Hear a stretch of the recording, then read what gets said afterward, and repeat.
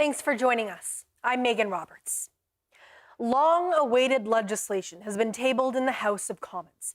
The bill promises to affirm First Nations' human right to clean drinking water. It's the first attempt by the Carney government to tackle the long-standing problem. Joy Spear Chief Morris brings us the details and the reactions. After months of speculation, the Liberal government introduced its long-awaited First Nations clean drinking water legislation.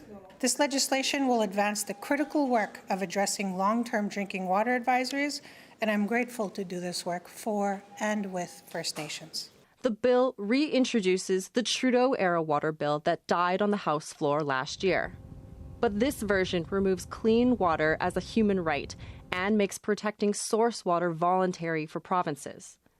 First Nation critics said they had less input in the new proposed legislation. We see that today's Bill C-37 represents a significant departure from the collaborative approach followed with Bill C-61. Bill C-37 was introduced without broad or meaningful input by First Nations. The bill highlights what critics argue is a weakening of Indigenous priorities in Carney's Build Canada Strong agenda. Galmasti said changes in source water protections in the proposed bill is intended to prevent challenges from provinces concerned about resource development. I also think that right now, the time that we're in as a country, it is essential to have provinces and territories work with us. The bill asserts First Nations self-governance over clean water and provides long-term support for building and maintaining infrastructure, including $4.6 billion over 5 years. According to the Government of Canada, 38 First Nations communities have been under long-term boil advisories as of June 4th, the longest of which has been in effect since 1995. Conservative MP Billy Morin said waiting to introduce water until the very end of the session has been frustrating. I'm quite frankly disappointed.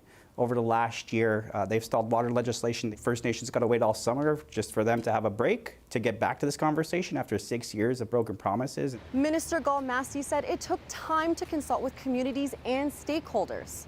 But First Nations leaders say more engagement is still needed before Parliament returns to debate the bill this fall. Joy Spear Chief Morris, CBC News, Ottawa. The federal government is promising action on one long-standing issue facing Indigenous communities. But for one family in Betchakol, Northwest Territories, another basic need remains unresolved. A father says years of unanswered repair requests are now affecting his daughter's recovery from major surgery. He says the condition of the family home has become a health concern. Jocelyn Chappelle has that story. No water. A washroom without running water, a leaky ceiling, and mold in the kitchen are just a few of the problems in the Betchakol home. Chris Dryneck says he's been trying different avenues for assistance without any luck for years. Dryneck is legally blind and on disability, which rules out options like do-it-yourself repairs. He says finding a way to solve the home issues are even more urgent now. His 14-year-old daughter underwent spinal surgery in January. And medical professionals wrote letters laying out the need for her to have access to proper facilities at home. That includes a washroom that is suitable while she recovers. Dryneck says he sent those letters to the Cleachon and territorial government, but he added that his asks for help stretch back much farther than that. Over the past 10 years, he says he's been in contact with both entities. But he says no meaningful work on the home has come from those conversations. And they said they're going to put disabled people first. I always hear them say that on radio, on news, and I'm disabled. I'm blind. I'm legally blind. My daughter's disabled, and nobody's looking at us. Nobody's doing anything. Nobody is coming. Nobody is answering our phone calls, and our house is getting worse. He inherited the home from his mother when she died, but paperwork issues surrounding that are another problem. Proof of home ownership is one of the requirements to access housing NWT repair programs. His application was denied for those programs in 2020. In a statement, the Cleachon government said Dryneck's home is among those set for repair, and that the Cleachon government is aware of this situation and understands the concerns raised by the homeowner. The property has been assessed through the Cleachon government's housing repair program, and is among the homes being advanced for repair as part of the government's ongoing efforts to address housing needs across the Cleachon region. The statement adds that work is slated to happen this fall, subject to contractor availability and final project planning. But Dryneck says he's heard promises of repairs coming soon for years and has become hopeless that they will follow through. Jocelyn Chappelle, CBC News, Yellowknife. The NWT government has a new plan for responding to homeless encampments in Yellowknife. But a lawyer representing camp residents says it focuses on managing encampments, not helping people get housed. We would have liked to have seen, at the very least, a timeline for when people are going to get housed and what that process is going to be. And my message to the government has always been to get these people housed. And if you can't get them housed, as a second alternative, take into account the dignity of the people who are living there and try to keep them safe and healthy until you can get them housed. That involves things like paying for the porta potty that's currently out there that I've been paying for based on donations I've raised privately. That accounts for things like providing garbage bags so people can clean up on their own and throw the garbage into dumpsters. These are things that do not cost much money and would account for the people's dignity who live there and also keep the city safe for everybody who enjoys public grounds. The director of homelessness with Housing NWT says there are currently no plans for the NWT government to provide services such as porta potties to encampments. But he says the framework can help chart a course for the future. That we are formalizing what we've already been doing so far. We've added some more clarification about the processes that we are using and what the options that we have going forward, whether that be for providing more services or interfacing with other agencies and governments. This is a living document, so it's not meant to be a form or written in stone. This is something we are going to be evaluating and looking at based on resources that are available to us. Tolley says the framework is important because it recognizes steps already being taken to work with encampment residents. A planned change at Whitehorse's emergency shelter is on hold. Connective will continue operating the shelter through August, giving the Yukon government more time to decide who will take over long term. Dana Hatherley reports. A cloud of uncertainty has lifted over Whitehorse's emergency shelter, at least for now. In May, Connective set the stage for an early exit, serving the government with its 90 days notice. The organization said it planned to stop operating the shelter by the end of July, but recent correspondence shows Connective has reconsidered. In a letter to the Yukon government, CEO Mark Miller says the nonprofit is withdrawing its notice of termination. Miller says he hopes to reset Connective's working relationship with the territory. Health Minister Brad Cathers says he welcomes the decision. The move means Connective will continue operating the shelter through the end of August, as originally planned. Cathers says that gives the government more time to determine the shelter's future. He also says he's open to discussions about changing the shelter's operating model, which could mean a higher barrier approach. Dana Hatherley, CBC News, Whitehorse. More than 2 years after an electrician was killed on the job in Nauyet, a court case connected to his death has come to an end. Good Look Energy Corporation pleaded guilty today in Nunavut's Court of Justice. Carl Cardinal reports. The case centers on the death of Noah Paniuk. He died on July 5, 2024, while working on an emergency generator at the Nauyet power plant. This morning, QEC and the Crown presented a joint sentencing submission to the court. The corporation pled guilty to a single charge under the Nunavut Safety Act. 8 other charges were withdrawn. According to an agreed statement of facts, QEC did have safety programs and training in place at the time of the incident. However, the company acknowledged those policies and procedures were not properly applied or reinforced in practice. QEC agreed to pay a $240,000 fine to the Workers' Protection Fund, plus $36,000, which will go to funding programs and services for victims of crime. Senior executive from QEC attended court for the proceeding. The Crown read victim impact statements on behalf of Paniuk's family. The judge thanked the family for their testimony and acknowledged the weight of their loss. Carl Cardinal, CBC News, Iqaluit. As he prepares to step down, a longtime teachers union leader in the Yukon is warning that the territory's education system is in trouble. He says growing dysfunction within the education department is affecting students, teachers, and schools. TJ Deere has that story. Ted Hupe has been involved in the Yukon education system since 1993. He was a teacher and a school executive until 2020. Since then, he's been at the helm of the union that represents Yukon teachers, educational assistants, and other school staff. His last day on the job is next Thursday. Speaking on Yukon Morning, he used the opportunity to take shots at the Department of Education. Hupe says the department is being bogged down by bureaucracy, calling it a perfect illustration of the Ringelmann effect. The Ringelmann effect it really describes an organization that's growing so big, or has grown so big, that the people within the organization take less responsibility and they're less attached to the actual goals of the organization. Hupe also pointed to a chronic shortage of teachers, with educational assistants constantly being relied on to fill the gap. Speaking on Midday Cafe, Education Minister Scott Kent acknowledged the staffing issue, but claimed that staffing levels in schools was at 97% towards the end of last year. We need to work on some of the processes that we can put in place to help us with our recruiting. And when it comes to rural Yukon, one of those things is, of course, housing for teachers outside of Whitehorse. And when it comes to helping Yukon First Nations kids, Hupe says independent bodies like the First Nations School Board have made things better. They've actually embarrassed the Department of Education to do better.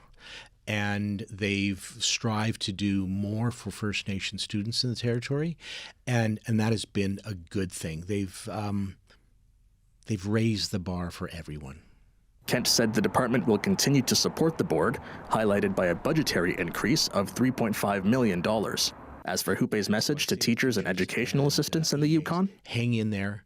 Hopefully, the leadership of the department will improve so that the services that our kids in the Yukon deserve get what they need. The Yukon government announced an independent review of the education department in March. The findings are scheduled to be released next year. TJ Deere, CBC News, Whitehorse. A section of Whitehorse's Millennium Trail is closed for good after years of erosion. The city has a plan to reroute the trail, but first it needs council's approval to pay for it. George Moratis reports. Yeah, I mean, we're discouraging people from using this segment of the trail. So, obviously not great for anyone with accessibility challenges, but this is kind of what we have for now. Erosion has forced the city of Whitehorse to close a portion of this popular trail. Officials say it's not safe for the public and it's not good for the environment. Yeah, I mean, it's a major hazard for anyone who finds themselves close to the bank or at risk of falling in. Even if you're a really strong swimmer, there's this extremely high current. The trail is breaking away and doing so quickly. Since 2024, there's been an estimated 6 to 8 meters of riverbank loss. That's why this signage and fencing is now up. At this time in the river's history, it's pushing a lot on this piece of land here, and it's vegetated, which is great, but underlying the vegetation is kind of an erodible deposit. This area behind me is one part of the Millennium Trail that's impacted. In total, about 95 meters is what's facing this erosion issue. The message from the city is to abide by the signage and stay off this portion of the trail. Not a good idea to go playing along the riverbank at this location. Last night, staff presented to Mayor and Council looking for an emergency amendment to the capital budget. They need money now to get the work complete. The realignment of the trail away from the riverbank is being proposed. The cost for that work to be done isn't cheap, the estimated bill being $150,000. Regular trail users like Walter Brennan say they're fine with the money being spent. It allows people to do a couple of things. One is to experience nature out here, as well as the aspect of an excuse to get out for a walk for fitness. And while the funding ask has been made, it still requires approval from both the Yukon government and the Kwanlin Dun First Nation. The trail is on their land. Once approved and the work is complete, the trail could be reopened later this summer. George Moratis, CBC News, Whitehorse.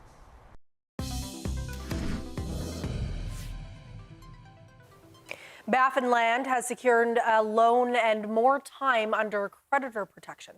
Now the focus shifts to what comes next for the mine and the Nunavut workers and communities that rely on it. Samuel Watt reports. As one of Nunavut's largest private sector employers, there's a lot riding on Baffinland navigating this financial challenge. The company now has some cash to sort out its billions of dollars in debt. It's sort of an austerity belt tightening thing with the purpose of preserving value. The University of Guelph's Anna Stanley says restructuring is all about renegotiating debt and cutting costs, but she wonders at whose expense. The objective is not necessarily preserve jobs or maintain environmental, maintain environmental standards or support communities or even pay off all the different creditors. Baffinland says it's continuing to engage with all stakeholders, but it declined to comment further. Baffinland has previously maintained it doesn't foresee any layoffs. The union representing those workers isn't worried either because their collective agreement is protected by law. All of the wages and the conditions of work and responsibility to training and funding the benefit plan for all the workforce that's there. And none of that is at stake. Mike Gallagher is confident those conditions will remain even if there is a sale, but at least 19 employees have quit because of the instability. For the NWT and Nunavut Chamber of Mines' Paul Hebert, Baffinland's financial situation tells a broader story about Nunavut's mining sector. Major northern projects need more certainty. Alignment between regulatory decisions. To stay afloat, Baffinland likely needs its $4 billion Stensby Railway and port expansion. That would help it ship more iron ore, one of Canada's critical minerals, from its Mary River mine. That's critical for the company to survive, says Impact Economics' Graham Clinton. You can kind of turn what's a potential threat into an opportunity by growing rather than shrinking. But some hunters want that expansion reassessed because of wildlife concerns. Nunavut MP Laurie Edlout says the geopolitical environment is changing, but those concerns shouldn't be dismissed.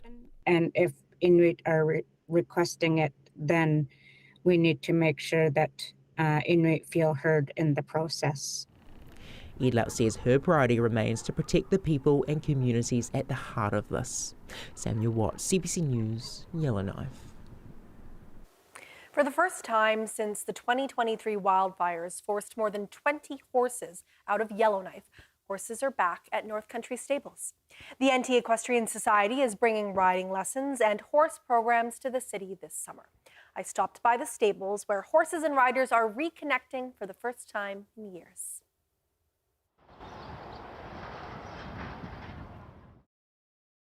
You said something right before we started about how excited you are. Can you just continue that vibe and, explain why this is so momentous for Yellowknife? Sure. I think we're all feeling the excitement and a bit emotional about it, to be honest, because we've been working towards this since the evacuation in 2023. I mean, it's been such a huge team and community effort, and to see it come together, it's just like, all the feels. It feels surreal, to be honest with you. When they got off the trailer on Sunday, Kat and I were here, and I think just seeing them get off the trailer and standing in the paddock with them, we just had a moment of like, is this really happening? Yeah. Is this where we're at? So I think it's just really important that they're back. They feel very at home with us here already. Mm-hmm. Tell me about the horse riding, the equestrian community in the Northwest Territories. I'll stay here. You're describing all of this emotion. So what is the community like here? Yeah, so the North has a huge horse community, fortunately, and when this barn was fully functional, they had over 20 horses that were being used by community members on a daily basis. So when they left, it was a huge loss for us all. So finding a way to bring back the horses for the kids, learning even how to work around them, how to respect the animals, obviously how to ride them, that's just a bonus, but it just adds so much value to kids, to adults, to all the community members, and we're just so excited to have them back here so we can continue to contribute to our community. How exactly did these horses get back here? I'll ask you, Katarina. Well, like Abby mentioned, 3 years of hard work and just a lot of really good fortune near the end, I would say. Yes. Lots of generous donations, organizations, businesses. Michael Hansen, who owns 2 of the horses, Jerusha Domes. Like, we couldn't do it without the horses. So, yeah. And what is exactly going on here? I understand it's a pop-up. So tell me what your goal is for this pop-up. So I guess we're going to try and provide services, lessons to as many kids, beginners as we can, and seasoned risers. We've been approached by a bunch of community organizations who are interested in learning about horses, how to work with them, just how to be around them. And so we're looking forward to being able to reach out to different organizations. And we also encourage other organizations to reach out to us so that we can maybe arrange some special dates for the summer while they're here.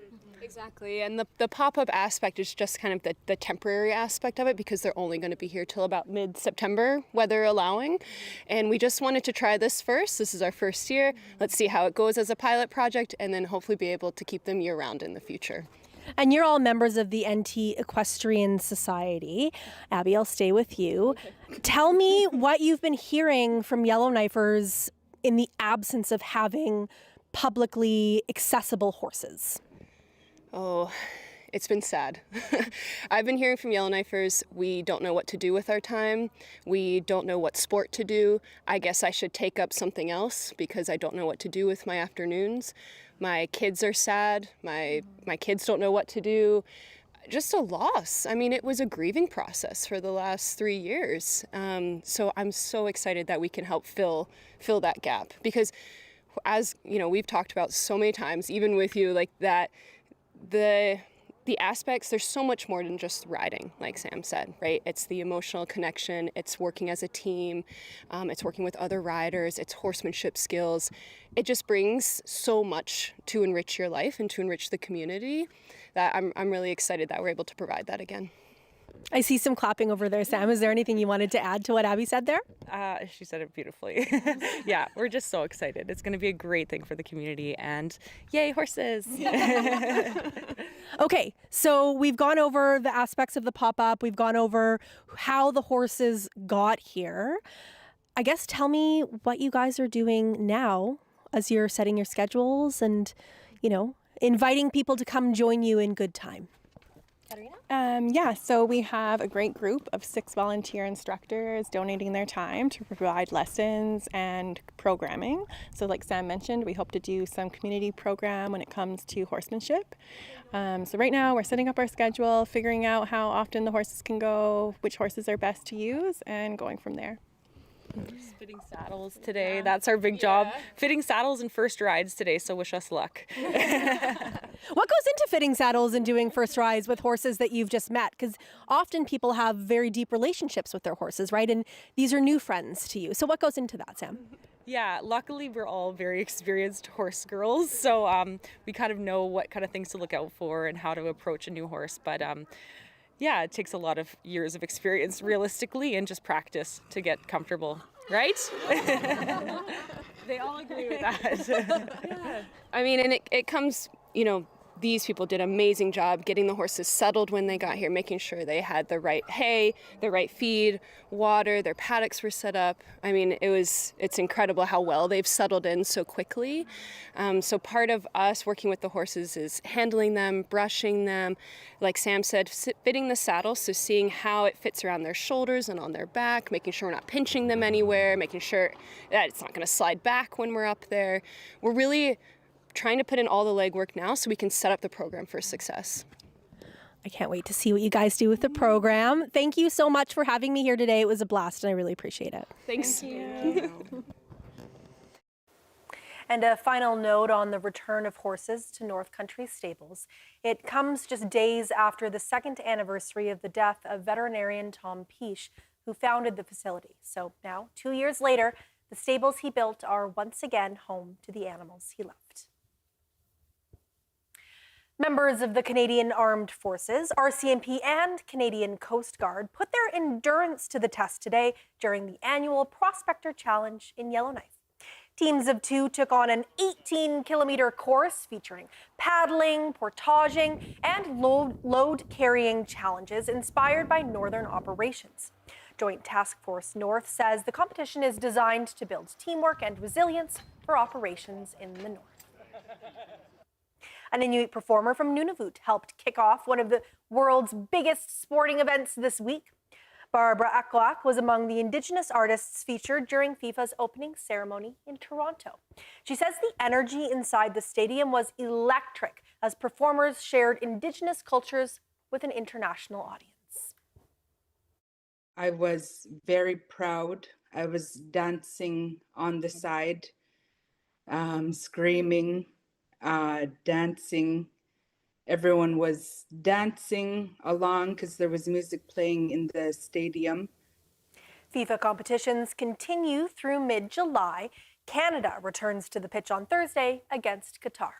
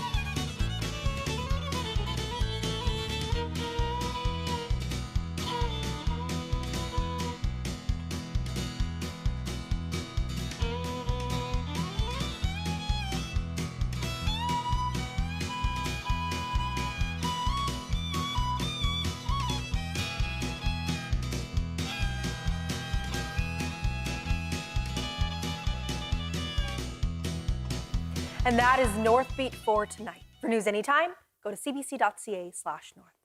Thank you for watching. We leave you tonight with a look at the spring thaw in Tar Inlet near Apex, Nunavut. I'm Megan Roberts. Have a good night.